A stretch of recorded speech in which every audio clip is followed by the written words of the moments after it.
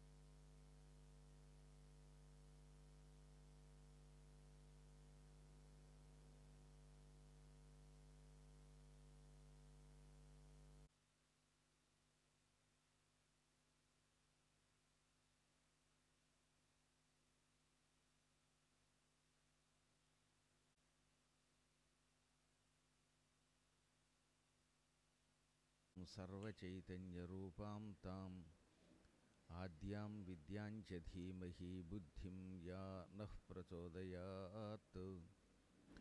सृष्टौ या सर्गरूपा जगदवनविधौ पालिनी या च रौद्री संहारे चापि यस्या जगदिदमखिलं क्रीडनं या पराख्या पश्यन्ति मध्यमाथो तदनु भगवती वैखरी वर्णरूपा सा स्मद्वाचं प्रसन्ना विधिहरिगिरिचाराधितालङ्करोतु। शुक्लाम्बरधरं विष्णुं शशिवर्णं चतुर्भुजं प्रसन्नवदनं ध्यायेत् सर्वविघ्नोपशान्तये। वन्दे गुरुपदद्वन्द्वमवाङ्मानसगोचरं रक्तशुक्लप्रभामिश्रमतर्क्यं त्रैपुरं महः।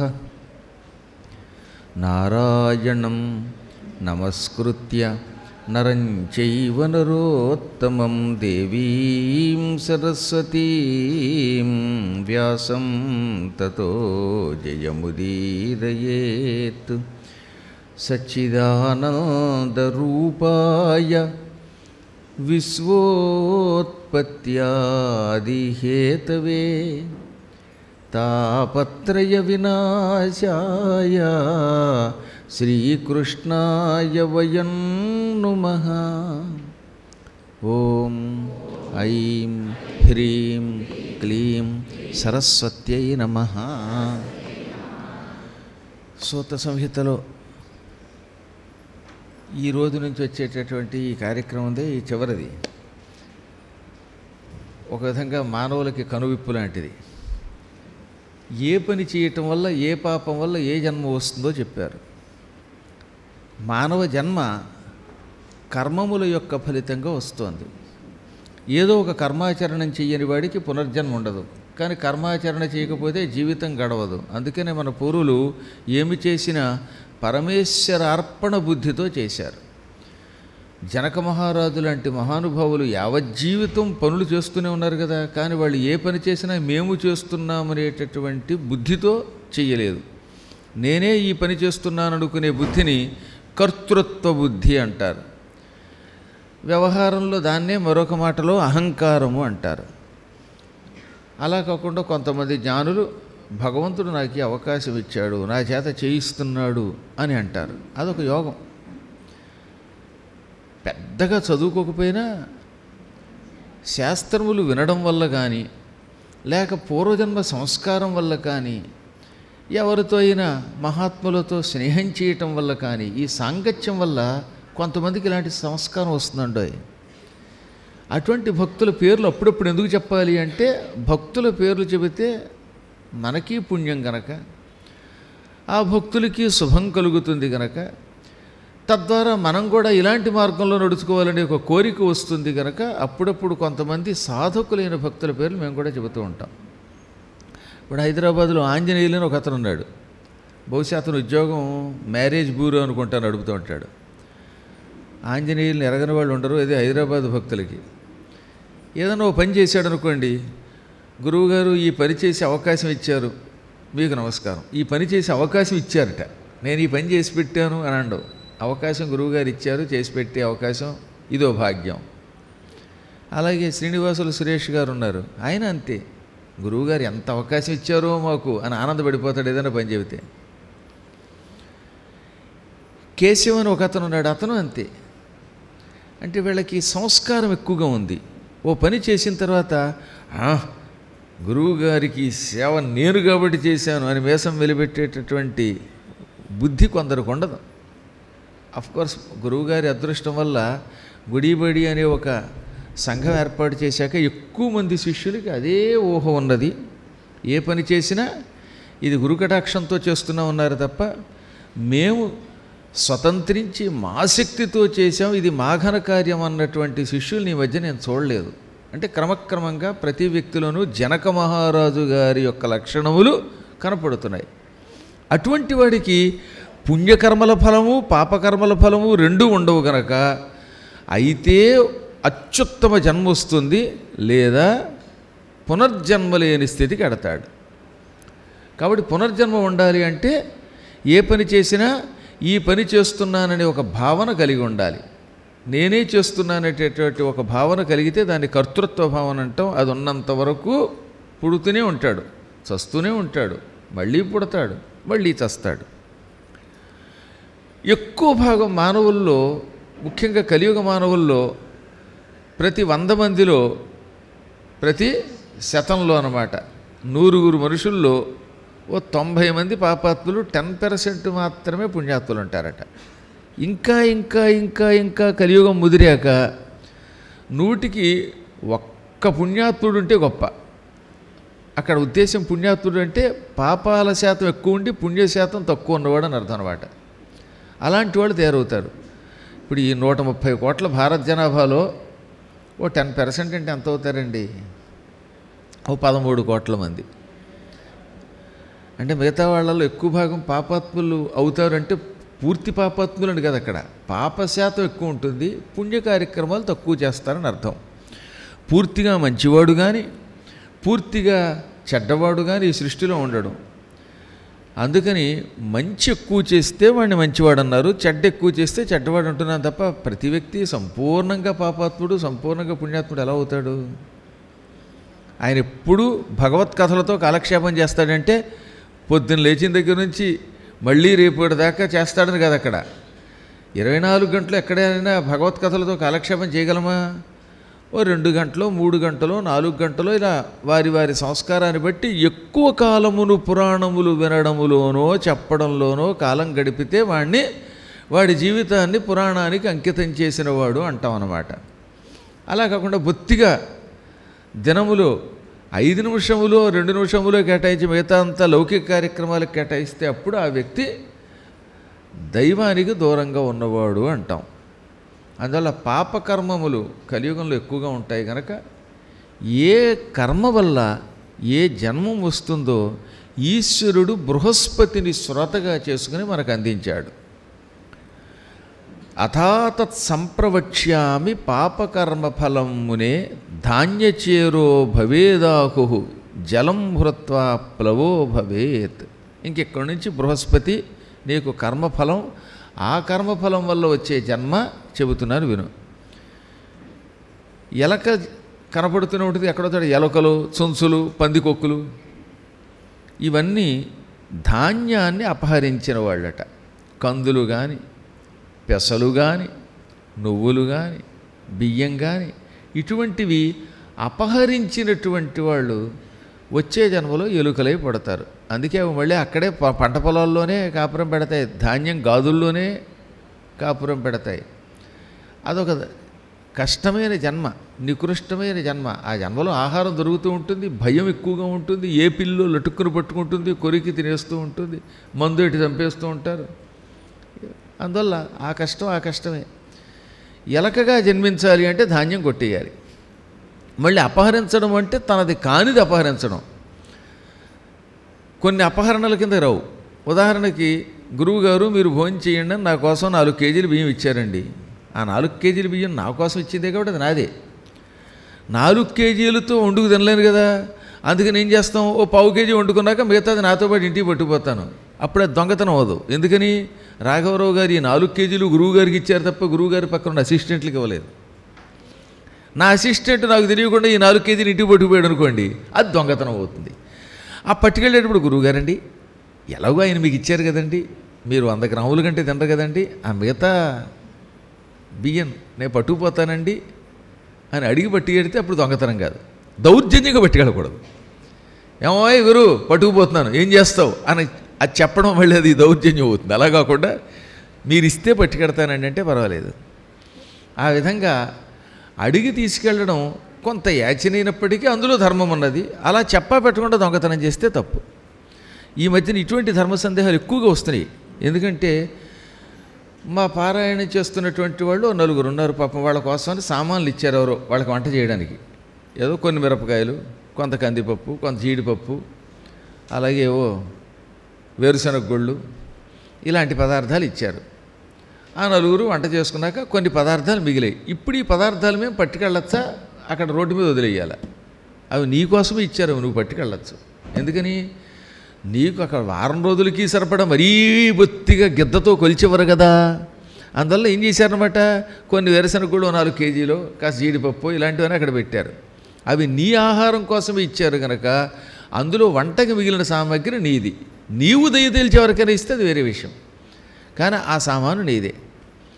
ఇప్పుడు ఏ సత్యనారాయణ గారికి నేను 1 అరడదన పళ్ళు నైవేద్యానికి ఇచ్చాను. ఓసారి నైవేద్యానికి ఇచ్చాను, నీకు ఆయనదే. ఆయన దయ తెలిసి అందులో ప్రసాదం నాకు పెడితే తప్ప, లేకపోతే అందులో వాటా నాకు లేదు. ఎందుకంటే నైవేద్యమునకు పెట్టండి అని ఆయన చేతిలో పెట్టేసాం కనుక ఆయనకి ఇచ్చినట్టేట. ఆయన తనకి ఇష్టం వచ్చిన వారికి దాన్ని ఇవ్వచ్చు. అలాగే మామిడి పండు ఇలాంటివి ఎవరి చేతిలో పెడితే వాళ్ళవే. అలాగే మా గుడిబోయి టీంలో రాఘవరావు గారు నిన్నో మొన్నో కానీ తన సతీ సమేతంగా, తన ఏకైక పత్ని సమేతంగా వచ్చి అందరికీ తలకో తువ్వాలు ఓ రుమాలు పెట్టారు. అవి వాళ్ళవే. వాళ్ళకి ఇచ్చాక వాళ్ళు సంతోషపడి ఏ గురువు గారికి ఇచ్చేస్తే అది వేరే విషయం. అంతవరకు అవి వాళ్ళవే. అప్పుడప్పుడు ఏం జరుగుతుందన్నమాట, ఏ శర్మ గారికో ఆకుపచ్చ రంగు ఇచ్చి ఏ శంకర్ గారికో గులాబీ రంగు ఇచ్చారనుకోండి, రంగులు మార్చుకోవచ్చు వీళ్ళిద్దరూ. అంత మాత్రం చేత వెళ్ళి దొంగతనం అవ్వదు. ఎందుకంటే తువ్వాళ్ళు మార్చుకున్నారు తప్ప తువ్వాలు ఆ శంకర్ గారికి తెలియకుండా ఆయన కొట్టేయలేదు కనుక. కాబట్టి ధర్మము ధర్మ సూక్ష్మములు కూడా తెలుసుకోవాలి.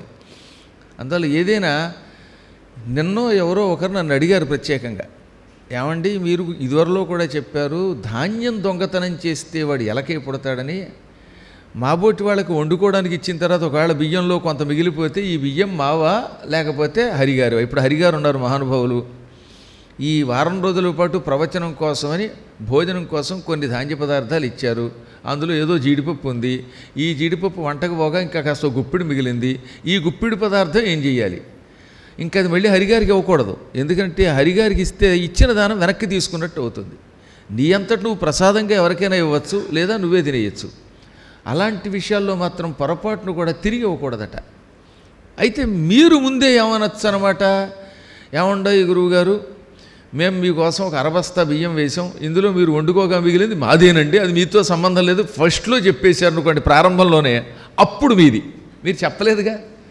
1 కేజీ జీడిపప్పు ఇచ్చి పాయసం వండుకు తినండి, మిగిలినటువంటి జీడిపప్పు మాదేనండి అని అనలేదు కనుక ఆ కేజీ జీడిపప్పు నాదే. ఇప్పుడు అది నా ఇష్టం. నేను పాయసంలో వేసుకోవచ్చు, వేయించుకు తినచ్చు. నేను తినలేను కనుక నా బతుక్కి ఇదిగో గట్టిగా శరీరం కనపడటం కోసం ఇంత లూజులు అరిచి వేసుకోవాల్సి వస్తుంది. ఇలా వేసుకుంటే అప్పుడు లాభం అనమాట, లేకపోతే లోపల ఉన్న ఎముకలు కనపడతాయి. అందుకని ఇప్పుడు ఇది ఇంత భోషాణంలా కనపడితే ఎంత లాభమో, అబ్బో గురువు గారు దిట్టంగా కనపడ్డారని ఒకసారి చొక్కా తీసాక తెలుస్తుంది. అందువల్ల ఇలాంటి వాడు ఎలాగో ఆ జీడిపప్పులు తినలేడు. అందుకని పక్కనున్న అసిస్టెంట్లు వాళ్ళ మీద ఉన్నటువంటి జాలితోటి ఒరే తింటారా అని అడిగితే తినడం ఏంటంటే ఇస్తే మొత్తం లాగేస్తాం అన్నాడు అనుకోండి, వాడు ఆ మాత్రం వాడు పట్టుకుపోవచ్చు. కానీ అలా కాదు, మళ్ళీ నాకే లోభం కలిగింది. నా వంట కోసం ఇచ్చారు కనుక ఎప్పుడు వీలుంటే అప్పుడే నేను తింటాను, తినకపోతే తీసుకుపోయి పాడేస్తాను తప్ప మీకు ఇవ్వను అని పిసిని కొట్టుతనంతో నేను దాచుకుంటే అది నాదే. మరి ఏం చేస్తాం? కొంతమందికి ఆ లక్షణం కూడా ఉంటుందండో. వాడు తిండో ఇతరులకు పెట్టడు, అలా కొళ్ళబెడతాడు. తిందామని లోభంతో పెట్టుకెడతాడు, ఎన్ని తింటాడు మిగిలిపోతాయి, అవి కొళ్ళబెడతారు. అది పాపం. అయితే తాను తినాలి లేదా ఇతరులకు పంచిపెట్టాలి. ఎవరికీ పనికి రాకుండా ఆహార పదార్థం వ్యర్థం చేసిన వాడు చుంచు అవుతాడు. ఈ మూతిలా ముందుకుంటూ చూసారా, దిక్కుమాల చుంచులు చుచ్చు చుచ్చు అనుకుంటూ వస్తుంటాయి. ఆ చుంచులు ఎవరు అనుకుంటున్నారు? ధాన్యం అపహరించడం సరే, తాము తినక ఇతరులకు పెట్టగల దాచేస్తారే ఆహార పదార్థాలు, వాళ్ళు నెక్స్ట్ చుంచు. ఆ తర్వాత ఎవడో ఒకడు దాని మూతిని చించు, ఆ దెబ్బతో చుచ్చు అని చచ్చి మళ్ళీ యమలోకానికి పోతుంది. ఇంకా నీటి పదార్థాలు రసపదార్థములు అపహరిస్తే వాడు ప్లవో భవేత్ కప్పయ్య పడతాడు. కొంతమంది అదేంటో పక్కవాడి వాటర్ బాటిల్ తెలియకుండా కొట్టేస్తారు. కాసిన మంచినీళ్ళు తాగి నేను సీసా పక్కన పెట్టుకుంటే నా సీసా కనబడదు, అడగడం ఉండదు. ఆ విధంగా సీసాలు కొట్టేసేవాడు. సీసాలంటే మంచినీళ్ళ సీసాలండి. ఈ విధంగా జలాలు అపహరించేవాళ్ళు. ఇంకా రసపదార్థాలు, ఆరోగ్యానికి పనికొచ్చే ఫలరసాలు, ఇటువంటివి అపహరించేవాళ్ళు ఉంటారే, అటువంటి వాళ్ళు కప్పలై పడతారు. అందుకే నా పక్కన పళ్ళు పెడితే నాకు తెలియకుండా నా పళ్ళు పంచిపెట్టినవాడికి కూడా దొంగతనం పాపం వస్తుంది. అందుకని పక్కన కూర్చొని అసిస్టెంట్ ఇవ్వమంటారా అని అడిగి ఇవ్వాలి. అంతేకాని తన సొంత పెత్తనంతో తన సొంత సొమ్ములా దానం చేస్తే అది కూడా అపహరణ కింద లెక్క. కాకపోతే కొంచెం చిన్న అపరాధం అది. ఎంత జాగ్రత్తగా ఉండాలండి ఈ అపహరణ విషయంలో. పూర్వం ఒక ఆయన నిత్యం అన్నదానం చేసేవాడు. రాత్రి అయినా పగలైనా ఆయన భార్య ఇంటికి ఎవరైనా వస్తే భోజనం పెట్టేవారు. ఏ రాత్రి వేళైనా ఎవడన్నా వస్తే ఈ చల్లారిపోయిన సద్దన్నం పెట్టకుండా వేడివేడిగా అన్నం వండి మరీ పెట్టేవారు. ఒక రోజున సరిగ్గా రాత్రి 12 గంటల వేళ ఊళ్ళోకి ఓ సన్యాసి వచ్చాడు. తలుపు తట్టాడు. వీళ్ళ గురించి విన్నాడు గనక భిక్షాందేహి అని తలుపు తట్టాడు. పాప ఆ ఇంటి వాళ్ళు అతన్ని పిలిచారు లోపలికి. ఆయన కాళ్ళు కడిగి కూర్చోబెట్టి చకచక వంట చేసేశారు. ఓ అరగంట గంటలో వంట పూర్తయిపోయింది. భోజనం పెడదామని చూస్తే ఆకు కనపడలేదు, అరిటాకు. పక్క ఇంటికి వీళ్ళకి మధ్యలో కాంపౌండ్ వాల్ ఉంది. అందుకని ఆ ప్రహరీ గోడ దగ్గరికి వెళ్ళి అవతల వాళ్ళకి అరటి చెట్లు ఉన్నాయి, అరటి చెట్లు కొన్ని దొడ్లోకి వాలు ఉన్నాయి. అందులో ఒక అరిటాకు కోసారట ఇంటి వాళ్ళు. దొంగతనం చేద్దామని కాదు, రాత్రి వాళ్ళని లేపి అడగడం తప్పు కనుక, అర్ధరాత్రి వాళ్ళని నిద్రాభంగం చేయకూడదు కనుక ప్రొద్దుట వెళ్ళి ఏమండి మా ఇంటికి ఎవరు అతిథులు వచ్చారు, వారికి అన్నం పెట్టడం కోసం అరిటాకు కోసుకున్నాం అని చెప్పేద్దాం, వాళ్ళు ఏమన్నారు వాళ్ళకి మనకి సంబంధం ఉంది కనుక చెబితే పాపం ఉండదు అనే ఉద్దేశంతో అరిటాకు కోసి ఆ అరిటాకు కడిగి సన్యాసికి అందులో భోజనం పెట్టారు. సంతృప్తిగా భోజనం పెట్టారు. చాలా సంతోషపడ్డాడు ఆయన. కానీ పొద్దుట లేచాక ఆ పక్కింటి ఆయనకి మీ ఇంటి అరిటాకు కోసుకున్నానని చెప్పడం మర్చిపోయాడు. ఆయన చెప్పేస్తే పాపం పోయేది, చెప్పలేదు. చివరికి కొంతకాలానికి ఈ దంపతులిద్దరూ చచ్చిపోయారు. అందులో అరిటాకు కోసింది ఇంటి ఆయనే తప్ప ఆవిడ కాదు కనుక ఆవిడకేం పాపం లేదు. ఆయనకి మాత్రం ఇంటి ఆయనకి ఈ అరిటాకుని దొంగతనంగా కోసుకున్న పాపం వచ్చింది. ఇతను చచ్చిపోగానే ఇతన్ని యమకింకరులు యమలోకానికి తీసుకెళ్లారు. ఆ యమలోకంలో ముందు యమధర్మరాజు గారు ఎంతో గౌరవంగా పిలిచి ఆసనం ఇచ్చి కూర్చోబెట్టి, నాయనా నీ యావజ్జీవితం ఎంతో పుణ్యం చేసావు, అన్నదానాలు చేసావు, జీడిపప్పు దానం చేసావు, కందిపప్పు దానం చేసావు, పసుపు దానం చేసావు, ఇంట్లో ఉన్న ఎరువులు వేయనటువంటి దిక్కుమాలిన మందులు చల్లని మామిడి పళ్ళు దానం చేసావు, మంచి మంచి తువ్వాళ్ళు ఇచ్చావు, అవి ఇచ్చావు, అన్నీ బాగానే ఉన్నాయి. కానీ పక్కింటి వాడి దగ్గర ఒక రోజున ఒక అరిటాకు కోసుకుని దొంగతనం చేసావు, ఆ పాపం పాపమే అన్నాడు. నిజమేనండి, తెల్లారేక చెబుదాం అనుకుని మర్చిపోయానండి, చేసిన పాపం పాపమేనండి అన్నాడు ఈయన. ఒప్పుకున్నా ఒప్పుకోకపోయినా యముడి దగ్గర తప్పదుగా.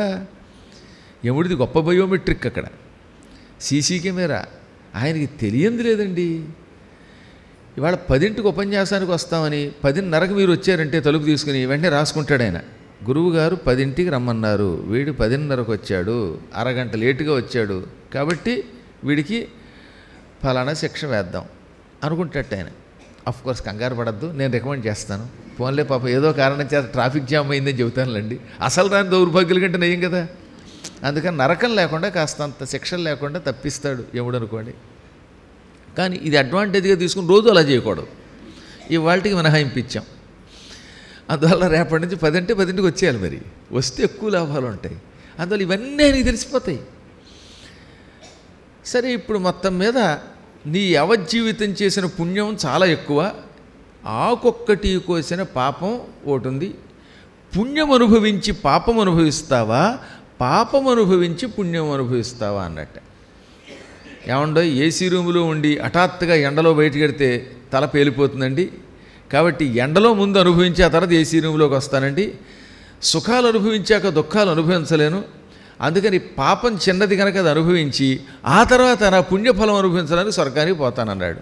అయితే పో భూలోకానికని భూలోకంలో వాడిని ఈ ఆకు దొంగతనం చేసినందుకు ఓ పాముగా చేసి వదిలేశారు.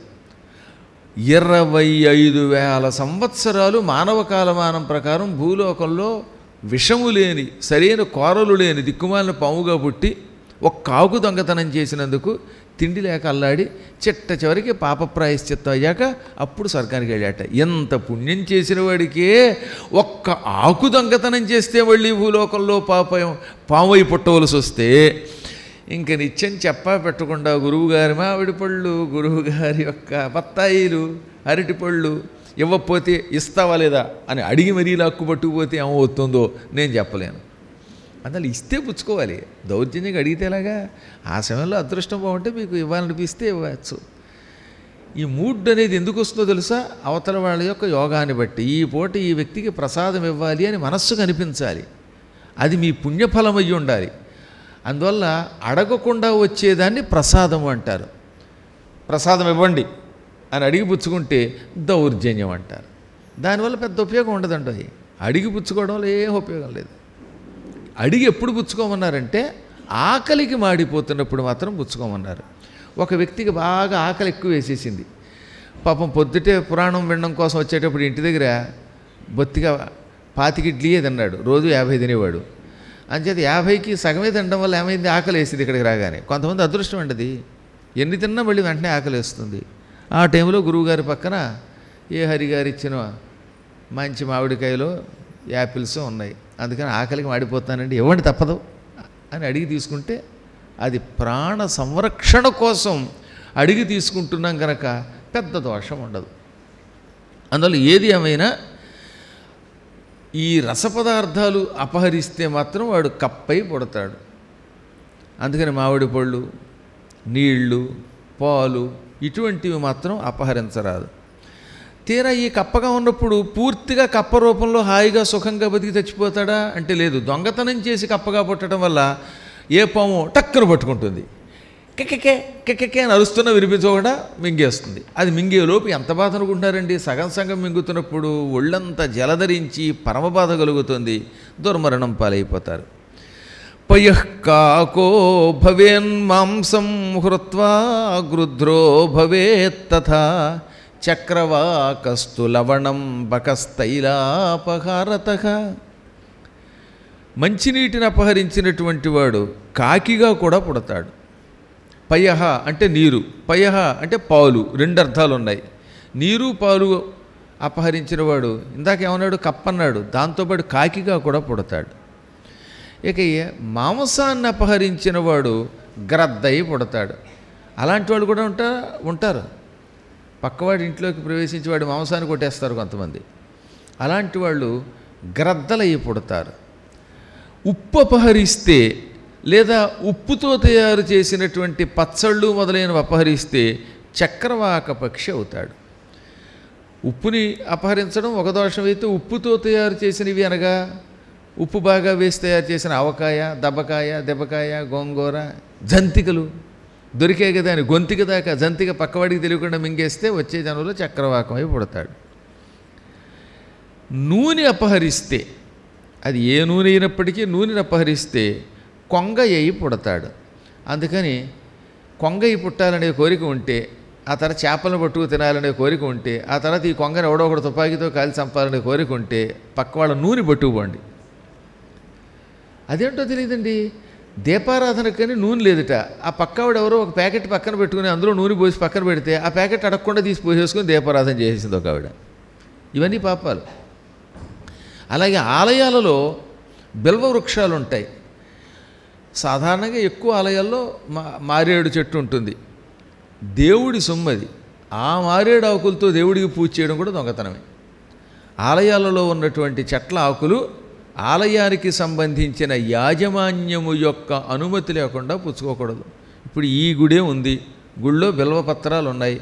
ఆ బిల్వపత్రాలతో శివుని పూజించాలంటే ఎప్పుడో ఒకప్పుడు చెప్పాలి, ఏమంటే రోజు వచ్చి 2 ఆకులు కోసుకొని పూజ చేస్తానండి అని అక్కడ మేనేజర్ గారికో లేక ఇంకెవరికో ధర్మకర్తలకో అర్చకులకి చెప్పినా దోషం ఉండదు. ఎందుకంటే అర్చకులు దేవుడి తర్వాత దేవుడు లాంటి వాళ్ళు.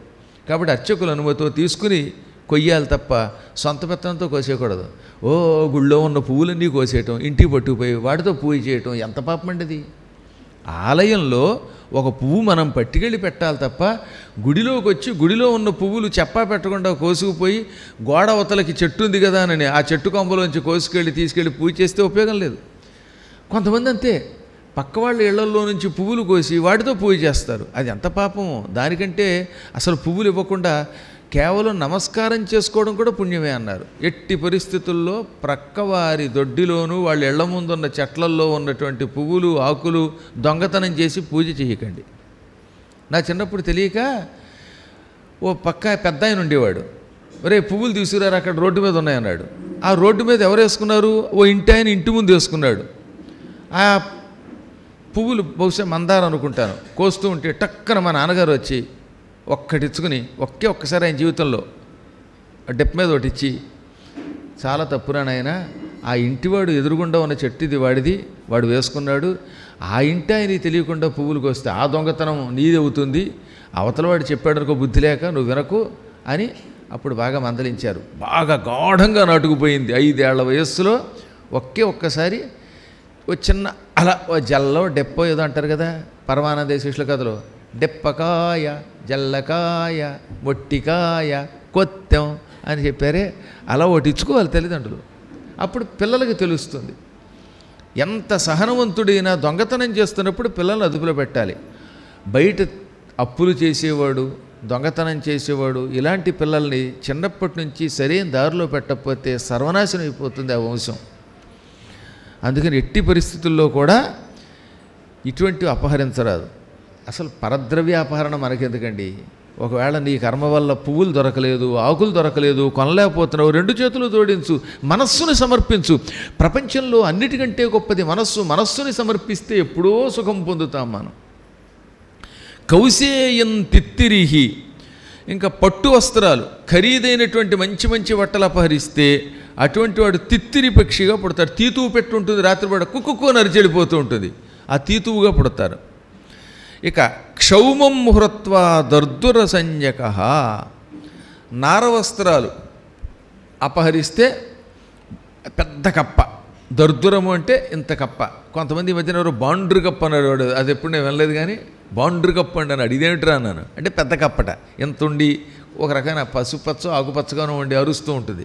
అలా పెద్ద కప్పలు ఉంటాయే, వాటిని సంస్కృతంలో దర్దురము అంటారు. అందుకని ఈ నారబట్టలో ముతకబట్టలో ఇలాంటివి అపహరిస్తే అటువంటి వాడు పెద్ద కప్పే పుడతాడు.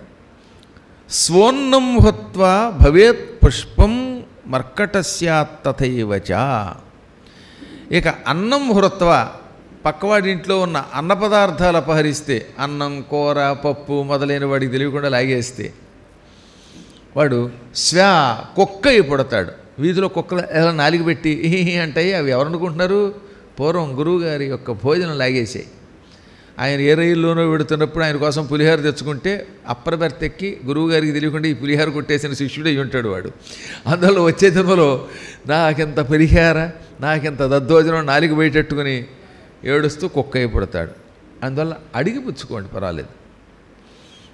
ఇక పువ్వులు అపహరిస్తే, పువ్వులు ఇందాకే చెప్పాను కదా మీకు, దేవపుష్పాలు లేక మానవ పుష్పాలు ఇంక ఏ పుష్పాలైనా అది తమ కోసమైనా దేవతల పూజకైనా చెప్పకుండా అపహరిస్తే మాత్రం అటువంటి వాడు కోతయి పుడతాడు, కొండముచ్చయి పుడతాడు.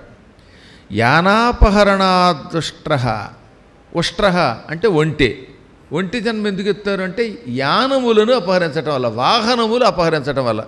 ఈ గుర్రాలు, ఏనుగులు, పల్లకీలు, రథాలు ఇవన్నీ పూర్వం అపహరించేవారు. ఇప్పుడు కలియుగంలో సైకిళ్ళు, బైకులు, కార్లు ఇవన్నీ అపహరించిన వాళ్ళు నెక్స్ట్ రకరకాల జన్మలు, అందులో కుంటి గుడ్డిగా ఉండేటటువంటి ఒంటిగా గ్యారంటీగా పుడతారట. ఆ తర్వాత మళ్ళీ పశుం హృత్వా భవేద్గజ, పశువులను అపహరిస్తే మేకలు, ఆవులు, గేదెలు వీటిని కూడా ఎత్తుకుపోతారండోయ్. పశువులు కూడా దొంగతనం చేసి అమ్ముకునేవాళ్ళు లేక వండుకు తినేవాళ్ళు ఉన్నారు. అటువంటి వాళ్ళు ఏనుగై పుడతారు. నైతావతాళం విప్రేంద్ర పాప కర్మ ఫలోదయం. ఇలా ఒక్కొక్క పాపమునకు ఒక్కొక్కటి.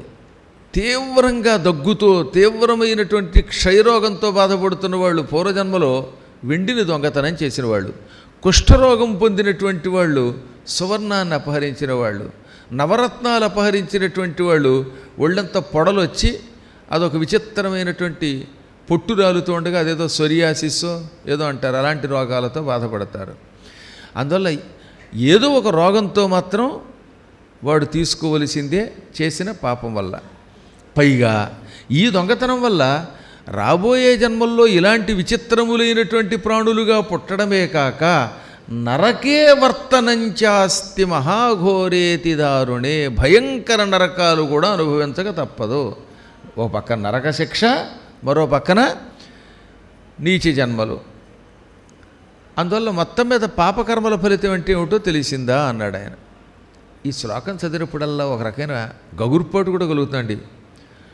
అహో కష్టం మహాప్రాజ్ఞ పాపకర్మ ఫలోదయం, ఏవం పాపఫలం జ్ఞాత్వా మునే జ్ఞానరతో భవ, జ్ఞానాగ్ని సర్వకర్మాణి భస్మసాత్ కురుతే మునే.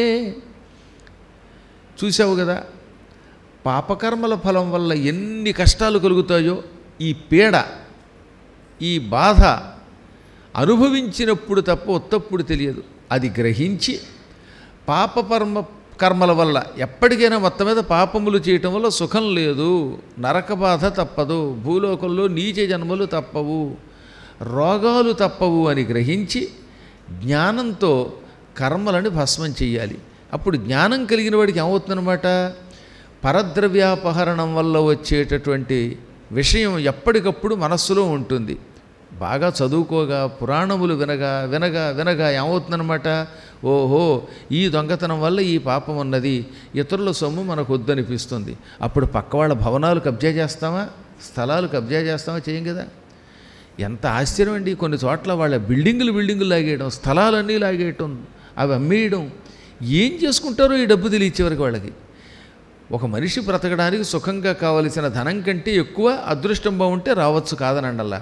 కానీ అవతల వాడిని బాధపెట్టి, చంపి, ఏడిపించి, దొంగతనం చేసి, వాడి స్థలాలు లాక్కుని ఈ సొమ్ము సంపాదించడం వల్ల చిట్ట చివరికి నీకేం లాభం? ఇది ఏమైనా అనుభవించగలవా? ఒకసారి ఒక వ్యక్తి ఒక గదిలో ఒక ఇంట్లో ఉండగలడు కానీ 100 ఏళ్లలో ఉండలేడుగా. తాను సంపాదించిన ధనం అన్యాయ మార్గంలో రావడం వల్ల చివరికి ఆ ఇంట్లో కూడా బతకడవాడు, రోడ్డు మీద చస్తాడు. అందుకే యాక్సిడెంటుల్లో చావడమో లేకపోతే విమానాల్లోనో ఇంకో చోట వెళ్ళిపోతున్నామంటే కొంచెం జాగ్రత్త పడాలి అని గ్రహించాలి. అనుక్షణము కూడా మనము ఒళ్ళు దగ్గర పెట్టుకుని సత్కర్మాచరణం చెయ్యాలి. ఎన్ని చేసినా కర్మఫలములు అనుభవిస్తే అప్పుడు ఆ కర్మఫలం అనుభవించడం ద్వారా పాపానికి ప్రాయశ్చిత్తం అవుతోంది. జ్ఞానం ఒక అగ్ని. మనం చేసిన కర్మలు గడ్డిపరకలు. ఎండిపోయిన గడ్డిపరకకి నిప్పు తగిలితే ఆ గడ్డిపరక వెంటనే బూడిదైపోతుంది. అలాగే జ్ఞానాగ్నితో కర్మలనేటటువంటి దర్భలని కాల్చి బూడిద చేసుకోవాలి. ఆ విధంగా మానవుడు పాప పుణ్య కర్మల ఫలానికి అతీతుడై ఉండాలి. కానీ మానవులకి మాయ అని ఒకటి కప్పుతూ ఉంటుంది. ఈ మాయ వల్ల ఏమవుతున్నట్ట, ఆవరింపబడి తాను పాపం చేస్తున్నానని అనిపించినప్పటికీ ఇంక దాన్ని విడిచిపెట్టలేడు. అదే మాయ అంటే. అయ్యో ఇది తప్పు, దీనివల్ల నేను నాశనం అవుతాననే ఊహ మనస్సులో ఉన్నప్పటికీ మాయ ఆవరించడం వల్ల అదే పని మళ్ళీ మళ్ళీ మళ్ళీ మళ్ళీ చేస్తూనే ఉంటాడు. పూర్వం ఒక పల్లెటూళ్ళలో, గంగానదికి దగ్గరలో ఉన్నటువంటి ఒక పల్లెటూళ్ళలో, ఒక గ్రామంలో ఓ పండిత దంపతులకి ఒక కూతురు పుట్టింది. ఈ కూతురు చిన్నప్పటి నుంచి గుడ్డిదై పుట్టింది పాపం. దానితో చెవులు వినబడేవి కాదు. తన పని తాను చేసుకోలేకపోయేది. పని కళ్ళు లేవు, చెవులు వినబడకపోయినా తిన్న దొరుకుతుందంటే ఏం తిన్నా పడేది కాదు. గొంతులో పుండు ఏర్పడింది, అంటే సకల రోగాలు వచ్చాయి. ఆ అమ్మాయిని పోషించలేక తల్లిదండ్రులు చాలా బాధపడ్డారు. ఏం కర్మరా, పుట్టక ఒక్కతే కూతురు పుట్టింది, పుట్టిన కూతురు ఇలా తగులడింది, తిండి తినలేదు, గొంతుకులో నొప్పి అంటుంది, చెవులు సరిగ్గా వినపడవు, కళ్ళు కనపడవు అని బాధపడ్డారు. వైద్యుల దగ్గరికి తీసుకెళ్లారు. ఎన్ని రకాలైనటువంటి వైద్యములు చేయించినా ఆ అమ్మాయికి రోగం తగ్గలేదు. పైగా ఆ ఊళ్ళో ధన్వంతరితో సమానులైన ఆయుర్వేద వైద్యులు ఉన్నారు. చూపు కూడా తెప్పించిన వాళ్ళు ఉన్నారు చాలామందికి. కానీ ఈ అమ్మాయికి చూపు తెప్పించలేకపోయారు, చెవులు వినబడేలా చేయలేకపోయారు. అన్నం తినడానికి పనికొచ్చేలాగా గొంతులో ఉన్న పుండుని కూడా వాళ్ళు బాగు చేయలేకపోయారు. అలాగే నానాయాతన పడుతూ తీసుకుని ఆ అమ్మాయి 25 సంవత్సరాల వయసులోకి వచ్చింది. తల్లిదండ్రులకి బాధ కలిగింది. ఎందుకని? మేము పెద్దవాళ్ళం అయిపోతున్నాం, మేము చచ్చిపోతే ఈ పిల్లని ఎవరు రక్షిస్తారు? తల్లిదండ్రులకు ఉన్న పెద్ద బాధ అదే కదండి. పిల్లలు సరైన మార్గంలో లేకపోతే, వాళ్ళకు ఒక సరైన గమ్యం లేకపోతే వాళ్ళు ఎప్పుడు లోపల కుంగిపోయి అనారోగ్యం పాలైపోతారు. అయ్యో ఈ పిల్లకి పెళ్ళవదు, పెళ్ళవ్వకపోతే మొగుడు రాడు, రాకపోతే దాన్ని పోషించేవాడు ఉండడు, మేము చచ్చిపోతే ఈ పిల్లని ఎవరు చూస్తారు? మేముంటేనే అన్నం నానాయాతనబడి కొద్దిగా తినిపిస్తే తినలేకపోతుంది, ఇక ఎవడు లేకపోతే ఎవడు తినిపిస్తాడు అని పాపం రోజు కుమిలిపోయి ఊళ్ళోకి ఎవరైనా పండితులు, పెద్దలు, జ్ఞానులు వస్తే చాలు వెంటనే కాళ్ళ మీద పడి మా అమ్మాయిని ఏమన్నా బాగు చేయగలరా అని అడిగేవారట. ఎవరి బాధ వాళ్ళది కదా. కష్టాల్లో ఉన్నప్పుడు ఎవడొస్తే వాడిని అల్లా పట్టుకుంటారు, కష్టం వచ్చినప్పుడే పట్టుకుంటారు. మళ్ళీ సుఖం వస్తేనే పొరపాటున గడపెక్కితే పట్టు. మనం చూడటం లేదా? ఉద్యోగం రాని క్రితం వరకు కూడా దాసాంజనేయ గురుదేవా, మీరు రాముడు, నేను దాసాంజనేయ అని మా దగ్గరికి వచ్చేవాళ్ళని చాలామందిని చూసాం. ఒక్కసారి ఏ మంత్రము అనుష్ఠానం ఇచ్చాక వాడి కర్మ బాగుండి ఉద్యోగం వస్తే, అబ్బే నేను నా కష్టంతో ఉద్యోగం సంపాదించాను, ఇదంతా నా ఘనకార్యం అంటాడు. మళ్ళీ గడపెక్కడు. అప్పు తీరేదాకా అప్పులు ఉన్నాయండి, డబ్బులు రావాలండి అని పీఠానికి వస్తారు.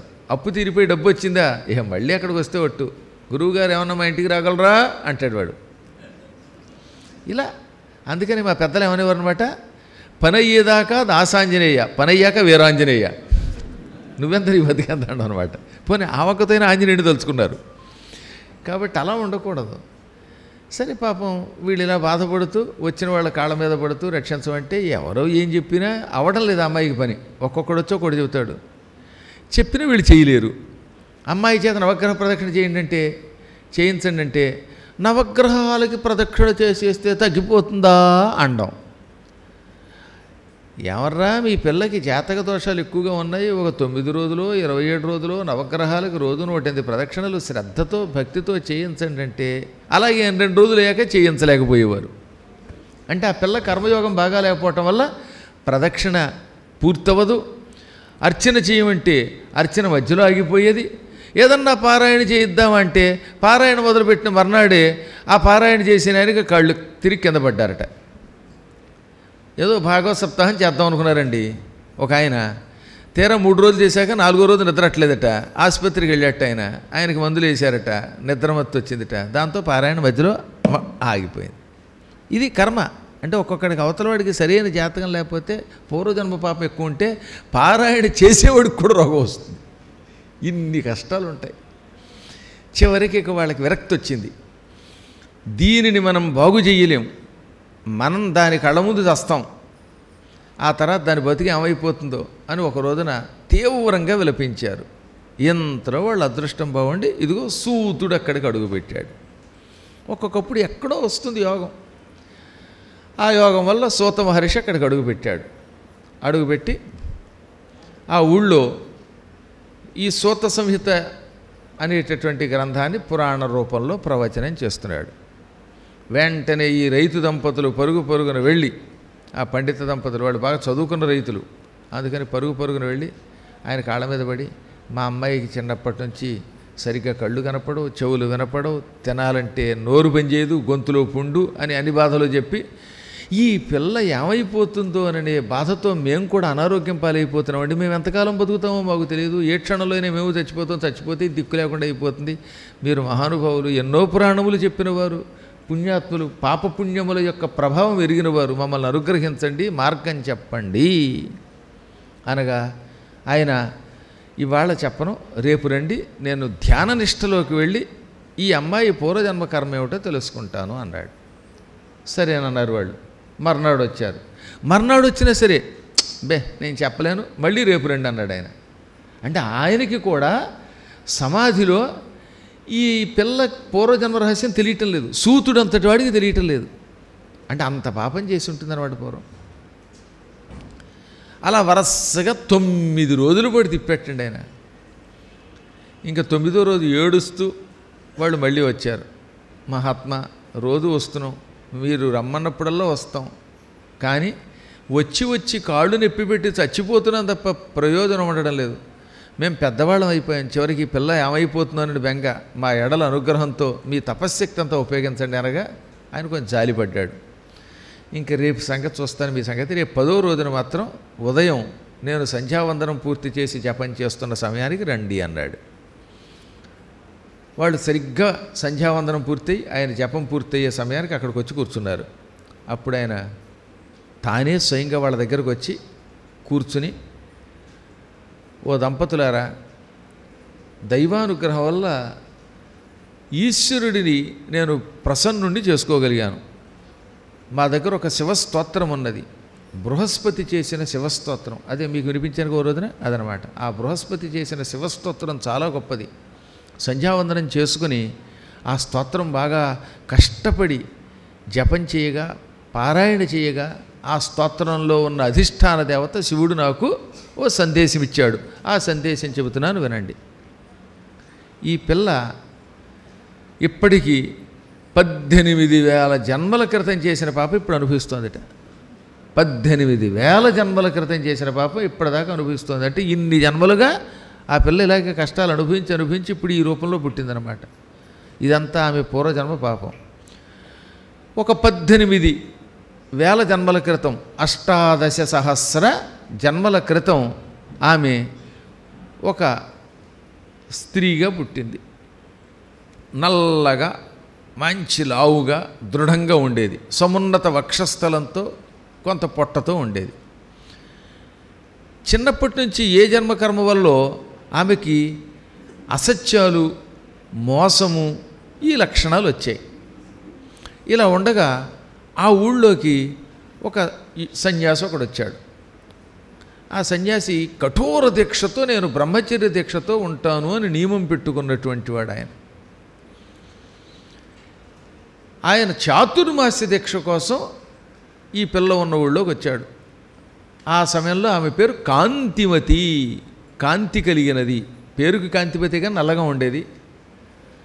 ఏ విధమైన కాంతి లేకపోయినా కాంతిమతి అని పేరెట్టారు. ఎవరో చెప్పారట, ఊళ్ళోకి ఒక ఆయన వచ్చాడు సన్యాసి. ఆయన యువకుడు, అందంగా ఉన్నాడు, చక్కగా పురాణాలు చెబుతాడు, సంస్కారవంతుడు. ఆయన పురాణ కథలు చెబుతూ ఉంటే, తత్వం చెబుతూ ఉంటే చెప్పే కొద్దీ ఇంకా వినాలనిపిస్తుంది అని చెప్పగా ఈ కాంతిమతి పురాణానికి వెళ్ళింది. 4 నెలల పురాణం అది. ఆయన పురాణం చెప్పిన 9వ రోజు ఈమె వినడానికి వెళ్ళింది. చాలా బాగా చెప్పాడు ఆయన, ఆకర్షితురాలయ్యింది. 4 రోజులు విన్నాక 5వ రోజు ఆయన మీద దీనికి వ్యామోహం కలిగింది. పెళ్లి చేసుకుంటే ఇలాంటివాడిని చేసుకోవాలి, వాడి సన్యాసి అయినా వాడికి బాగా బట్టలు ఇస్తున్నారు, అంతాను పళ్ళు ఇస్తున్నారు, జీడిపప్పులు ఇస్తున్నారు, పాలు ఇస్తున్నారు, ఆయనకి రకరకాలైనటువంటి వస్తువులు వస్తుంటే వస్తువులు అందరికీ పంచిపెడుతున్నాడు. అదే ఆయన పెళ్లి చేసుకుని ఏదో రక సంసారంలో దింపితే ఆ చీరలన్నీ నావైపోతాయి. ఆయనకి ఇచ్చే బంగారం అంతా నేను కొట్టేయచ్చు, నగలు చేసుకోవచ్చు. ఆయనకి ఇచ్చే బట్టల్లో కొంత అమ్మకానికి పెడితే, బట్టల వ్యాపారం పెడితే అలా కూడా డబ్బులు వస్తాయి అని ఈ విధంగా దిక్కుమాల ఆలోచనలో పడింది. అందువల్ల ఒక్కొక్కప్పుడు మన దగ్గరకు వచ్చే భక్తులు ఏ ఉద్దేశంతో వస్తారో మనకు తెలియదండో, వచ్చిన వాళ్ళంతా మేము గొప్పవాళ్ళం అన్నంత మాత్రం నమ్మడానికి లేదు. కాకపోతే ఈ సన్యాసిని పెళ్ళికి ఎలా ఒప్పించాలి? ఆయన ఎవరైనా వస్తే అక్కడి నుంచి ప్రసాదం ఇస్తాడు తప్ప ఎవరితో మాట్లాడు. పురాణం అయ్యాక ఏకాంతంగా ఉంటాడు, మాట్లాడు. బాగా ఆలోచించిందిటండి, బాగా ఆలోచించింది. ఈయన బొట్లో వేసుకోవాలంటే ఏం చేయాలి? అప్పుడు దానికి ఆలోచన వచ్చింది. ఈయనకి జాలి ఎక్కువ. ఎవరికైనా కష్టాలు ఉన్నాయంటే కరిగిపోతాడు. అందుకని ఒకరోజు ఆయన దగ్గరికి వెళ్ళి, చిన్నప్పుడే పెళ్ళయిందండి, నా భర్త పోయాడండి, అందువల్ల నేను నానాయాతన పడిపోతున్నాను, ఇలాంటి వాళ్ళని మీరు అనుగ్రహిస్తారట కదా అనగానే జాలి పడిపోయి, అయ్యయ్యో నీకు చిన్న వయసులో ఎంత కష్టం వచ్చింది, అప్పుడే భర్త పోయాడా, డబ్బు లేదా, ఇంత కష్టపడుతున్నావా వెర్రి తల్లి అని ఆ రోజు నుంచి తనకు వచ్చినటువంటి వస్త్రాల్లో చీరలు లాంటివి అమ్మాయి ఇవ్వడం మొదలుపెట్టాడు. కొన్ని ఫలాలు ఇచ్చేవాడు, ఆహారం ఇచ్చేవాడు. క్రమంగా రోజు ఎంతో భక్తి నటించి, వైరాగ్యం నటించి, అబ్బా ఎంతకంటే భక్తురాలు లేదన్నట్టుగా నాటకం ఆడింది. ఆయనకి పాదసేవ చేసింది. మొత్తం మీద ఆయన మనసును ఆకట్టుకున్నది. ఒక రోజున ఏం చేసింది, చాతుర్మాస్య దీక్షలో 2 నెలలు గడిచాయి. ఇంక 2 నెలలు అయితే ఆయన వెళ్ళిపోతాడు. వెళ్ళిపోయే లోపల ఆయన ఏదో రకంగా సంసారంలో పడేయాలి. అందుకని ఓ రోజున కాళ్ళు నొక్కి, స్వామి ఇంతకాలంగా సేవ చేశాను, మీరు కూడా భక్తవాత్సల్యం కలిగిన వారు, అందువల్ల నాకు ఒక వరం ఇవ్వండి అంది. ఈ దాదాపుగా 15 రోజులుగా సేవ చేస్తూ ఉండడం వల్ల ఈ పిల్ల మీద ఒక రకమైన వాత్సల్యం కలిగింది ఆయనకి. అందుకని అది ఏం అడుగుతుందో వెనక ముందు చూడకుండా, నువ్వు ఏం కోరితే అది చేస్తాను, కోరుకో అన్నాడు. మాట ఇచ్చారు, తప్పకూడదు అంటే తప్పనన్నాడు ఆయన. అయితే మీరు నన్ను పెళ్లి చేసుకోండి అంది. ఈయనకి మతిపోయింది, నేను అలాంటి మాట ఇవ్వలేదు, అటు సూర్యుడు ఇటు పొడిచినా సరే నేను బ్రహ్మచర్య దీక్షతో ఉంటాను, సన్యాస దీక్షతో ఉంటాను, ఒక్కసారి సన్యాసిగా ఉంటాను అని నాకు నేనే శ్రాద్ధం పెట్టుకుని ఈ ఆశ్రమంలో ప్రవేశించి నిరంతరం దీక్షతో తిరుగుతున్న నేను మళ్ళీ సంసారంలోకి వస్తే కర్మభ్రష్టుణ్ణి, ధర్మభ్రష్టుణ్ణి అవుతాను. నీకు ఇచ్చిన మాట తప్పితే తప్పులేదు, ఎందుకంటే నువ్వు నన్ను మోసంతో మాటిచ్చి నీ మార్గంలోకి లాగాలనుకుంటున్నావు. నేను గురువుల దగ్గరికి వెళ్ళి సన్యాసం పుచ్చుకుంటానని త్రిమూర్తుల మీద ప్రమాణం చేసి నాకు నేనే శ్రాద్ధం పెట్టుకుని అన్నీ విడిచిపెట్టి తిరుగుతున్నాను. ఒక చాతుర్మాస్యంలో తప్ప తక్కిన కాలంలో నేను ఎక్కడ ఎక్కువ కాలం ఉండను. అలా పురాణాలు చెప్పుకుంటూ సంచారం చేస్తూ తిరుగుతాను, కోరికలు లేనివాడిని. నువ్వేం చేసావు, నా దగ్గరకు వచ్చి భక్తి నటించి సేవ చేసి వాత్సల్యాన్ని నా ద్వారా పొందావు. నేను నీకు మాటిస్తున్నప్పుడు నువ్వేదో ఇంకేదో వరం అడుగుతావు అనుకున్నాను తప్ప ఇలా నన్ను సంసారంలోకి అడుగుతావని ఊహ లేదు కనుక నేను సంసారంలోకి రాను, ఎందుకంటే చావడం మంచిది అన్నాడు ఆయన. నిజమే, నారదుడు చూడండి, సంసారంలో ప్రవేశించలేని బాబోయని ఎంత ఏడ్చాడు. ఆయన కోసం వారణాసి వారు 1 పద్యం రాశారండి. తపమో శ్రీహరినామ సంస్మరణమో త్రైలోక్య సంచారమో జపమో సామమో యోగమో భువన రక్షా దక్ష నైపుణ్యమో ఎప్పుడు వీడని బ్రహ్మచారిని ననుల్ హింసించి మీరెల్లరూ విపరీతం బగు వర్ణ సంకరపు పెండ్లిల్ చేసుకోమందురే. నారదుడంతటి వాడు సంసారంలో ప్రవేశించే ముందు ఎంత ఏడ్చాడో తెలుసా? మాయ, ఆ మాయలో పడే ముందు అంటాడు ఆయన, తపస్సు చేసుకునేవాడిని లేదా నిరంతరం సంగీతం పాడుకుంటూ నారాయణుడి మీద గీతాలు వాడుకునేవాడిని, 3 లోకాలు తిరిగేవాణ్ణి, జపం చేసేవాణ్ణి, సమస్త లోకాలని రక్షించడానికి ప్రయత్నించేవాణ్ణి. ఇవి విడిచిపెట్టని నన్ను మీరు అన్యాయంగా సంసారంలో పారేస్తారా? ఈ దిక్కుమాలిన వర్ణశంకరపు వివాహం నాకు అంటగడతారా అని ఏడ్చాడు ఆయన. అందువల్ల జ్ఞానులు ఇక సంసారంలో ప్రవేశించకూడదనుకున్నప్పుడు ఎవరెన్ని రకములైన ప్రయత్నములు చేసినప్పటికీ తమ స్థిరమైన దృఢమైన సంకల్పం విడిచిపెట్టరు. అందుకని ఆయన విడిచిపెట్టనన్నాడు. దాంతో దానికి మండిపోయింది. ఇదిగో నేను ప్రేమతో వచ్చాను, నీ ఆశ్రమంలో ఉంటాను, నిన్ను చేపట్టి తద్వారా సుఖాలు పొందాలనుకుంటున్నాను, నన్ను కాదన్నవా నీ అంతం చూస్తాను అందుట, నువ్వేం చేసుకున్నా పర్వాలేదన్నాడు ఆయన. వెంటనే ఏం చేసింది, జుట్టు విరబోసేసుకుని జడలో ఉన్న పువ్వులు పక్కన పారేసి బట్టలు కొంచెం చెంచుకుని రక్షించండి రక్షించండి, ఈ దుర్మార్గుడు నన్ను అత్యాచారం చేశాడు, పాడు చేశాడని ఏడవడం మొదలెట్టింది. మొత్తం ఊళ్ళో వాళ్ళు పరుగు పరుగున వచ్చేశారు. ఈ ఊళ్ళో వాళ్ళకి ఈ మధ్యన వాళ్ళకు కూడా కొద్దిగా అనుమానంగా ఉందట. ఏమని, ఈ అమ్మాయి రోజు వచ్చి పాదసేవ చేస్తోంది, ఈయన కూడా వద్దండం లేదు, చీరలు ఇస్తున్నాడు, పళ్ళు ఇస్తున్నాడు, ఈ దిక్కుమాలాడు ఏమన్నా కొంపదీసి ఏమైనా ఇంద్రియ నిగ్రహం కోల్పోయాడా అని ఒక రవ్వంత అనుమానం వచ్చేలా ప్రవర్తించిందిలేండి. అందుకని వాళ్ళు అనుకున్నారు ఈ సన్యాసిలో ఏదో తేడా వచ్చింది, మొదట్లో ఉన్నట్టుగా లేడు, ఇక్కడ ఇంతమంది వస్తూ ఉంటే ఎవరికి ఇవ్వకుండా ఈ పండు, ఈ చీర, ఈ కాంతిమతికి ఎందుకు ఇస్తున్నాడు అని ఎవరో కొంత పుకార్లు కూడా పుట్టించుండొచ్చు. ఏదో వచ్చింది కర్మ, అందుకని వాళ్ళకి అనుమానం వచ్చింది. ఏమయ్యా సన్యాసి, కఠోర నియమనిష్టలు కలిగిన వైరాగ్య సంపన్నుడవనే భావనతో చాతుర్మాస్య దీక్ష మా ఊళ్ళో చేయమన్నాం, గంగా తీరంలో పవిత్ర గ్రామంలో చాతుర్మాస్య దీక్షలో ఉండి దీక్ష విడిచిపెట్టి బలాత్కారంగా ఈ స్త్రీ జీవితం పాడు చేస్తావా అంటే ఆయన, మహానుభావులారా, నేను నిరంతరం చదివే పురాణముల మీద ఒట్టు, నే చేసే సంధ్యావందనాది కార్యక్రమాల మీద ఒట్టు, అంటే సన్యాసులకు కూడా సంధ్యావందనం ఉంటుంది, సంధ్యావందనం అనేది అందరికీ ఉంటుంది, నియమాలు విధానాలు తేడా, నా జపాల మీద ఒట్టు, ఆమె నన్ను సంసారంలో లాగాలని చూసింది, నా మాట వినకపోతే పొమ్మన్నాను, పొమ్మంటే ఏం చేసింది, ఇలాగా కట్టుకథలు కల్పించింది అనగానే వినలేదు వాళ్ళు. పైగా అది ఏడ్చేస్తుంది, పైగా ముక్కిలా గిల్లుకుని బట్టలు చెంపుకుని జుట్టు విరబోసుకుని, వాడు నన్ను రక్కేశాడు, గిల్లేశాడు, నా జీవితం పాడైపోయింది బాబోయ్, నన్ను బాగు చేయండి అంది. చివరికి అందరూ కలిసి ఏమీ తేల్చలేక మహారాజు గారి దగ్గరికి వెళ్ళారు. ఆ మహారాజు గారికి కూడా ముందేమో ఈ సన్యాసి పని చేశాడేమో అనిపించి, ఎవరక్కడ ఈ సన్యాసిని చెరసాల్లో పారేయండి, రేపు కాళ్ళు చేతులు ఖండించండి అన్నాడు. ఆ సన్యాసి చిరునవ్వు నవ్వుతూ ఇదంతా ఈశ్వరేచ్ఛ అనుకుంటూ వెళ్ళిపోయాడు. అప్పుడు రాజుగారికి అనుమానం వచ్చింది.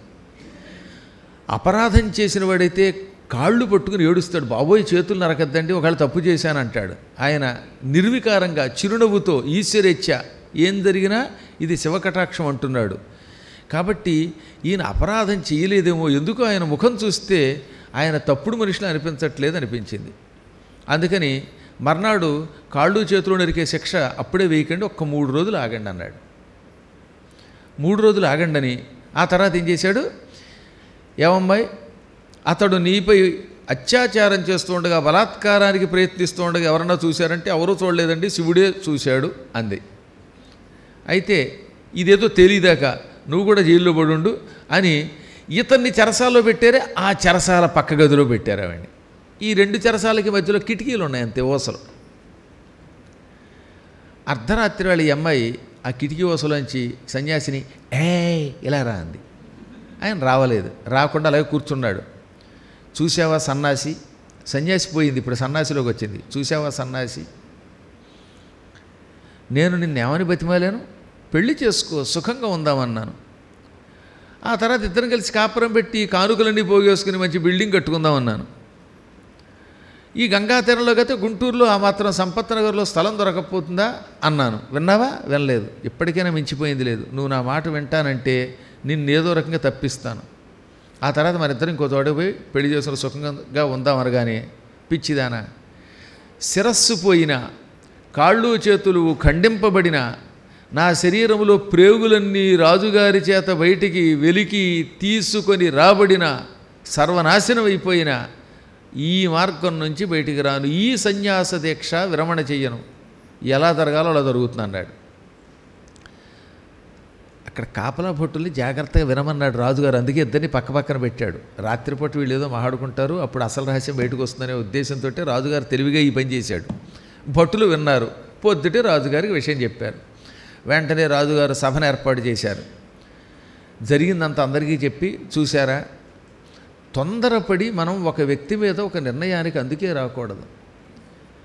ఎవడో వచ్చి వాడు దుర్మార్గుడు, స్త్రీలోలుడు అన్నంత మాత్రం చేత మనందరం తొందరపడిపోయాం, తలో నింద వేశాం. నేను కూడా తొందరపడి కాళ్ళు చేతులు నరకమన్నాను. అదృష్టవశాత్తు భగవంతుడి యొక్క అనుగ్రహం నా ఎడలో ఉంది గనక ఒక నిరపరాధికి శిక్ష విధించకుండా నేను బయటపడ్డాను అని జరిగిందంతా చెప్పి, దౌర్భాగ్యాల ఎంత పని చేసావే, చాతుర్మాస్య దీక్షలో ఉన్నటువంటి పుణ్యాత్ముడి దగ్గరికి వెళ్ళావా, చిన్న వయసులో మొగుడు పోయాడని అసత్యవాడి ఆయన దగ్గర ప్రేమ నటించావా, వాత్సల్యం నటించావా, సేవ చేస్తున్నట్టు నటించావా, చివరికి ఆయన్ని సంసారంలో దింపాలనుకున్నావా? ఇన్ని పాపాలు చేసి ఏమీ ఎరగనట్టుగా మళ్ళీ మొగుణ్ణి కొట్టి మొగసాలకెక్కినట్టుగా అసత్యాలు ఆడుతున్నావా అని నిందించి, ఎవరక్కడ ఇది స్త్రీ గనక, స్త్రీని వధించటం మన సంప్రదాయానికి వ్యతిరేకం గనక ఈమెకి శాశ్వతంగా కారాగార శిక్ష విధించండి, యావజ్జీవ కారాగార శిక్ష విధించండి అని విధించి సన్యాసి గారిని విడిచిపెట్టేశారు. సన్యాసి ఇంక ఈ ఊళ్ళో వాళ్ళకి నేను పురాణం చెప్పనన్నాడు ఆయన. నా చాతుర్మాస్య దీక్ష ఏకాంతంగా నిర్వహిస్తాను. ఎందుకని? ఇతరుల యొక్క మనోభావములు తెలియక వెనక ముందు చూడకుండా అభాండములు వేసే దుర్మార్గులకి పురాణం చెప్పడం కూడా పాపం అట. అందువల్ల ఎప్పుడన్నా ఎవడన్నా ఏదైనా తప్పు చేశాడు అంటే చేశాడేమో, చేసే ఉంటాడు, వాడి మొహంలో అలాంటి లక్షణాలు కనపడుతున్నాయి అని రాయేస్తే అటువంటి వ్యక్తులు ఆ క్షణం నుంచి పురాణం వినడానికి అనర్హులైపోతారు.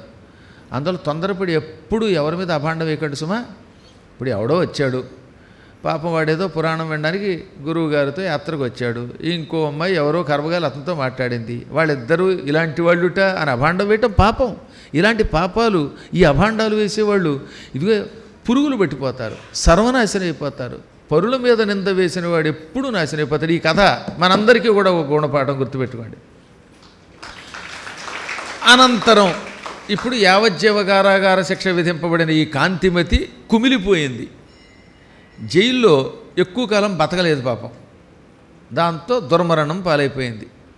ఆవేదన వల్ల అనారోగ్యం వచ్చి చచ్చిపోయింది. ఆ శవాన్ని తీసుకుపోయి దహన సంస్కారం చేసి అవతల పారేశారు. ఇలా ఒక మహానుభావుడి మీద అభాండం వేసి అతనికి అన్యాయం చేసిన పాపం వల్ల చచ్చాక నరకానికి పోయింది. నరకంలో కఠోర క్రూర శిక్షలు అనుభవించింది. శిక్షలు పూర్తయ్యాక భూలోకంలో రకరకాల జన్మలెత్తింది. 18,000 జన్మలెత్తిందిటండి మొత్తం. కుక్కగా, నక్కగా, బల్లిగా, పిల్లిగా, కుళ్ళిపోయిన ఉల్లిగా, ఎవడికో చెల్లిగా, ఈ విధంగా దోమగా, చీమగా, భామగా పుట్టి పుట్టి పుట్టి ఆ పాపం చివరికి కొంత ప్రాయశ్చిత్తం కాగా ఎప్పటికీ ఈ జన్మ ఎత్తింది. అన్ని సంవత్సరాలుగా, అన్ని జన్మలుగా పాపం ఇంకా పోవట్లేదనమాట. ఒక మహానుభావుడి మీదే, సన్యాసి మీద, పౌరాణికుడి మీద వేసిన అభాండం కదా అది. వాడు నా చెయ్యొచ్చుకున్నాడు, లాగాడు, వాడు ఎలాంటివాడు ఇలాంటివాడు. అందువల్ల ఇలాంటి పిచ్చి పిచ్చి కామెంట్లు ఎవరి మీద యూట్యూబ్లో పెట్టకండి. వచ్చే జన్మలు ఇలాగే వస్తాయి మీకు కూడా.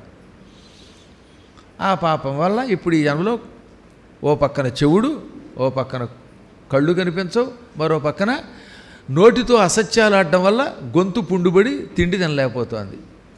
అవశ్యమనుభోక్తవ్యం కృతం కర్మ శుభాశుభం. మంచైనా చెడ్డైనా చేసిన పాప ఫలితాలు అనుభవించి తీరవలసిందే. పుణ్యైర్ దేవత్వమాప్నోతి. పుణ్యం వల్ల దేవతలుగా జన్మిస్తారు.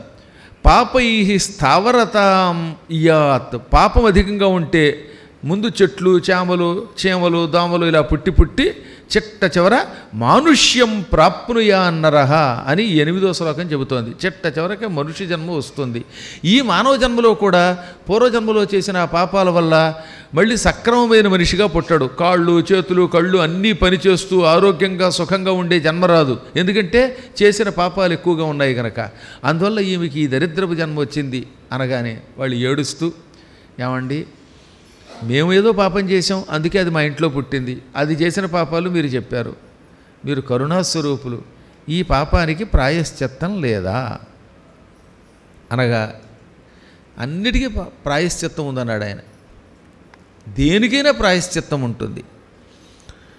అన్నం ఈ ప్రపంచంలో చాలా గొప్పది. అన్నం అందుకే నిందించకూడదు. శరీరం అన్నం వల్ల నిలబడుతున్నది. ఈ అమ్మాయి చేత 9 రోజుల పాటు మీరు వండిన అన్నాన్ని తాకింపజేయండి. మీరు పవిత్రంగా అన్నాలు వండండి, కూరలు వండండి. ఈ అమ్మాయిని దాన్ని ముట్టుకునేలా చేయండి. ఆమె చేత తాకించి ఆ ఆహారాన్ని బాగా ఆకలిగా ఉన్నటువంటి వాళ్ళకి పెట్టండి. కట్టెలు కొట్టుకునేవాళ్ళు, కాలినడకన వెళ్ళేవాళ్ళు, యాచకులు, ఇటువంటి వాళ్ళలో తీవ్రమైన ఆకలి ఉంటుంది. వాళ్ళకి బాగా ఆకలి ఉందని తెలిసిన వాళ్ళకి రోజుకి 9 మందికి తక్కువ కాకుండా భోజనం పెట్టించండి. 9 రోజులు భోజనం పెట్టాక ఆ సన్యాసి మీద వేసిన అభాండ పాపం పోతుంది. అతనికి శిక్ష విధింపచేయాలనే కోరిక ఉన్న పాపం అది పోవడానికి మరి 9 రోజుల పాటు పురాణ శ్రవణం చేయించండి. మొదటి 9 రోజులు అన్నదానం చేయటం వల్ల ఏమవుతుంది? చెవులకి వినికిడి శక్తి వస్తుంది, వినడం మొదలుపెట్టాక, వినడానికి పనికొచ్చేటటువంటి శక్తి చెవులకు వచ్చాక, చెవుడు పోయాక అప్పుడు నేను పురాణం చెబుతాను. ఆ 9 రోజులు శివపురాణం చెబుతాను. శివపురాణం వినడంతో సంపూర్ణంగా పాప ఫలం తొలగిపోతుంది. ఆ తర్వాత మళ్ళీ జీవితంలో ఇలాంటి పాపాలు చేయకూడదు అని ఆయన అదే పని చేశాడు. 9 రోజులు అన్నదానం చేయించాడు. దాంతో చెవులు పనిచేసాయి. కొంత కళ్ళు కూడా కనపడ్డాయిటండో, పూర్తిగా కాకపోయినా అస్పష్టంగా కనపడ్డాయి. ఆ తర్వాత ఎదురుగుండా కూర్చోబెట్టి 9 రోజుల పాటు శివపురాణం చెప్పాడు. అది విన్నాక ఆవిడ కంఠం బాగా తయారైంది. పుండుగా ఉన్న కంఠం అందంగా తయారైంది. స్వామి మీకు నమస్కారం అంది. తాను చేసిన పాతపాపానికి ప్రాయశ్చిత్తంగా ఏడ్చింది, దుఃఖించింది. సూతుడి దగ్గర మంత్రోపదేశం పొంది యావజ్జీవితము శివార్చన చేసుకుంటూ ధర్మకార్యాలతో గడిపింది. ఆరోగ్యవంతురాలయ్యాక ఆమెకు మంచి భర్త వచ్చాడు, ఐశ్వర్యం వచ్చాయి, ధర్మకార్యాలు చేసుకుని ఈ జన్మలోనూ రాబోయే జన్మల్లోనూ కూడా ఉత్తమమైన జన్మలే పొందారు. ఈ జన్మలకు ఉత్తమం అయ్యింది. ఇప్పుడు రాబోయే జన్మల్లో కూడా పుణ్యం చేయటం వల్ల ఆవిడకి ఉత్తమ జన్మలే వచ్చాయి. ఈ విధంగా శివార్చనతో అన్నదానాదులతో ఎవడైనా సరే పాప ప్రాయశ్చిత్తం చేసుకుని మళ్ళీ పుణ్యాత్ముడు అవ్వచ్చు. దీనికి ఒక సులభోపాయం చెప్పారు. ఇప్పుడు చెప్పే శ్లోకం అందరూ కూడా చెప్పండి. నేను పాపం చేశాను మీరు నోటి అనద్దు, శ్లోకం చెప్పిస్తాను. చెప్పే ముందు శివుడు చెబుతున్నాడు బృహస్పతితో, ఒక వ్యక్తికి నేను పాపాత్ముడిని అయ్యాను, పాపం చేశాను, దానివల్ల నాకు ఈ యాతన కలుగుతోంది అనే బాధ వచ్చినప్పుడు ఏం చేయాలట? ముందు తం ప్రపద్యే మహేశ్వరం, శివుణ్ణి శరణు కోరుతున్నాను అనుకోవాలి. అనుకున్న తర్వాత ఈ శ్లోకాన్ని చదువుకోవాలట. అధ్యేష్యామి సదా వేదాన్ సాంగాన్ శుశ్రూషయా గురోః నిత్యం నైమిత్తికం కర్మ శ్రద్ధయైవ కరోమ్యహం. ఇలా అనుకుంటే పాప ప్రాయశ్చిత్తం అవుతుంది. అయితే ఉత్తమ జన్మ లేదా జన్మ విముక్తి కూడా వస్తాయి. అది ఏమిటనమాట? సాంగాన్ శుశ్రూషయా గురువు గారికి శుశ్రూష చేస్తాను. నేను గురువునికి ఎప్పుడూ సేవ చేస్తాను, గురుద్రోహం చెయ్యను. గురువునకు సేవ చేస్తూ ఈ వేదాలు వేదాంగాలు చదువుతాను, లేక వింటాను, పురాణాలు నేర్చుకుంటాను. లేదా అందరూ ఈ వయసులో నేర్చుకోలేరు కనుక ఏం చేయాలి? వింటాం. నేను గురువునకు సేవ చేస్తాను, ఆయన ద్వారా వింటాను, ఆయన ద్వారా విద్యలు స్వీకరిస్తాను, శ్రద్ధగా ఆయన చెప్పినట్టే పుణ్యకార్యములు నిర్వర్తిస్తాను. ఒకటేమో గురుసేవ చేస్తాను, 2 ఆయన చెప్పినట్లుగా వింటాను, విన్న తర్వాత ఆయన చెప్పినట్టుగా నడుచుకుంటూ పవిత్ర కర్మలు చేస్తాను, మంచి పనులు చేస్తాను అని ఇలా భావించగానే వాడికి ఎక్కడ లేని శక్తి వస్తుందటండో. ఎందుకని? గురుసేవ చేస్తాను అన్నంత మాత్రం చేతనే చేసిన ఫలితం వస్తుంది, ఇంకా చేస్తే అంత ఫలితం వస్తుంది. వింటాను పురాణములు అంటేనే విన్న ఫలితం వస్తుందంటే ఇక విన్నవాడు ఎంత ఫలితం పొందుతాడో ఆలోచించాలి. నిత్యకర్మలు చేస్తాను, హాయిగా గడుపుతాను జీవితం అనుకోవడం ఎంతో మంచిది.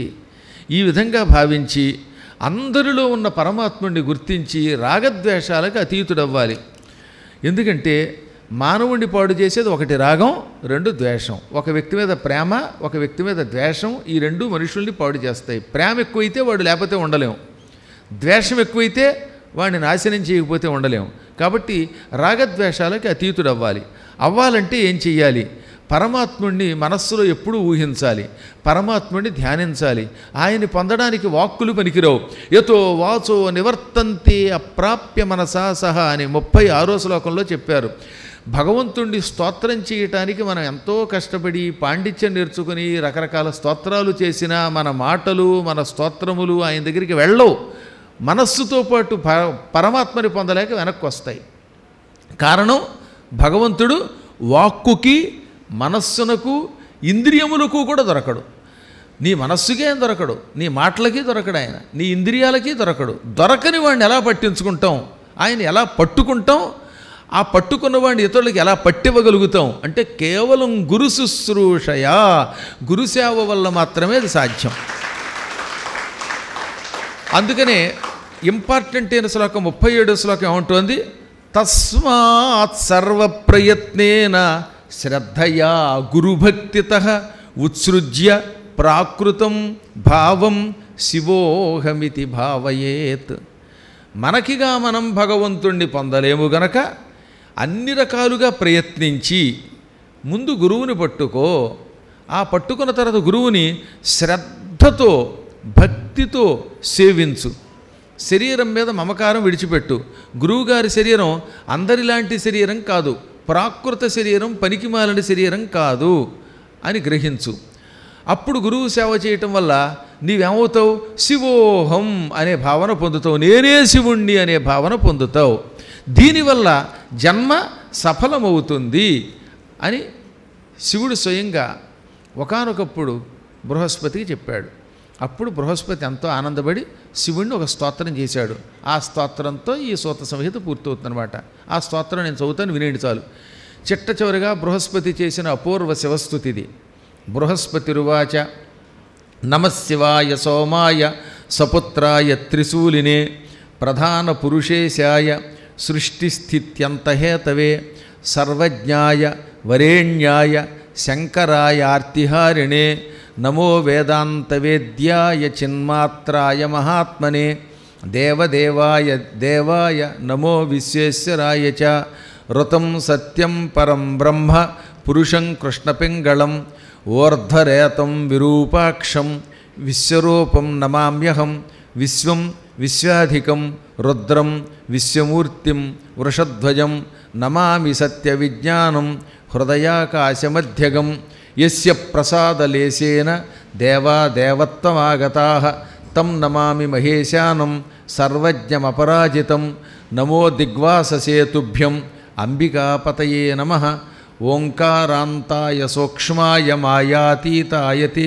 నమః నమో నమః కారణకారణాయ తే నమో నమో మంగళమంగళాయ తే నమో నమో వేదవిదాం మనీషిణాం ఉపాసనీయాయ నమో నమో నమః అని ఈశ్వరుణ్ణి, నాయనా నువ్వు కారణకారణుడివి, మంగళమంగళుడివి, వేద విజ్ఞానం కలిగిన వాళ్ళ ద్వారా ఉపాసింపబడేవాడివి, అటువంటి నీకు నమస్కారము అని స్తోత్రం చేశాక ఈశ్వరుడు బృహస్పతిని ఆశీర్వదించాడు. బృహస్పతి ఈ స్తోత్రాన్ని వ్యాసునికి ఇచ్చాడు, వ్యాసుడు సూతునికి ఇచ్చాడు, సూతుడు సౌనకాదులకు ఇచ్చాడు, నేను మీకు ఇచ్చాను. ఈ స్తోత్రం భక్తి శ్రద్ధలతో విన్నటువంటి వాళ్ళకి సంపూర్ణ పాప పరిష్కారం అయిపోతుంది. పాపాలన్నీ పరిష్కృతములైపోతాయి, నాశనం అయిపోతాయి. ఇహ పరాలు రెండూ కూడా లభిస్తాయి. అనేక రకములైన ఈ ఐహిక కష్టాలు తొలగిపోతాయి. ముందు ఇహం పరం రెండూ ఇచ్చేటటువంటి దివ్య స్తోత్రం ఇది. సౌనకాదులంతా దీన్ని విన్నారు, అత్యంత శ్రద్ధాసక్తులతో విన్నారు, వాళ్ళు తరించారు. తద్వారా పాప ప్రాయశ్చిత్తానికి ఈ సూత సంహిత వినాలి, దానితో పాటు ఈశ్వర స్తోత్రాన్ని కూడా శ్రద్ధాసక్తులతో వినాలి అని అనేక మంగళాశాసనాలు చేస్తూ ఎంతో శ్రద్ధగా విన్న మీకు ఎల్లవేళలా శుభం కలుగాక. మళ్ళీ మార్చి 8వ తారీఖు నాడు కలుసుకుంటాం. అక్కడి నుంచి నెల్లాళ్ల పాటు సంపూర్ణంగా పద్మపురాణం వింటారు. ఈలోపు తీర్థయాత్రలకు వచ్చేవాళ్ళు, పీఠానికి వచ్చేవాళ్ళు, హైదరాబాదు వాళ్ళు వినొచ్చు అనుకోండి. రేపు కాక మంగళవారం నుంచి మళ్ళీ హైదరాబాదులో పద్మపురాణం ఉన్నది, అందువల్ల అక్కడ వాళ్ళు వినే అవకాశం ఉన్నది. అలాగే తర్వాత 29వ తారీఖు నాడు బయలుదేరితే సుఖస్థలంలో భాగవత సప్తాహం, అదయ్యాక గొంతకల్లులో భాగవత సప్తాహం, అదవగానే కాశీలో గురువుగారి 25వ శతావధానము మరియు సప్తాహం, అదైన వెంటనే ఇంగ్లాండ్లో కూడా శతావధానం ఉంది. వేసాం అంటే మీ పైసలు ఉంటే రావచ్చు. ఆ తదనంతరం మళ్ళీ సెప్టెంబర్లో భాద్రపద మాసంలో నైమిషారణ్యంలో భాగవత సప్తాహం, గ్రహణ స్నానం ఉన్నాయి. అనంతరం దసరాలు, శరన్నవరాత్రులు. ప్రస్తుతానికి ఇది కార్యక్రమం. నమః పార్వతీపతయే హర హర మహాదేవ్. శివమనోహరి సేవలు గొనవే, శివమనోహరి సేవలు గొనవే, దేవీ దీవనలీవే. శివమనోహరి సేవలు గొనవే, దేవీ దీవెనలీవే. శివమనోహరి సీమంతిని నే చేసిన పూజలు, సీమంతిని నే చేసిన పూజలు, నీ చిరునవ్వులుగా ఫలించే. శివమనోహరి సేవలు గొనవే, దేవీ దీవెనలీవే. శివమనోహరి సేవలు గొనవే. కలత మాసే కన్నీరు మాసే మురిపము చెల్లువారే.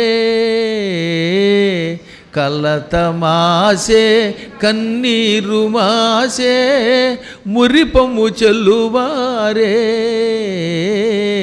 కలలో పెన్నిధిగన్న పేదకు కలలో పెన్నిధిగన్న పేదకు కల నిజమాయే నీవరానా శివ మనోహరి. సేవలు గొనవే దేవీ దీవెనలీవే శివ మనోహరి.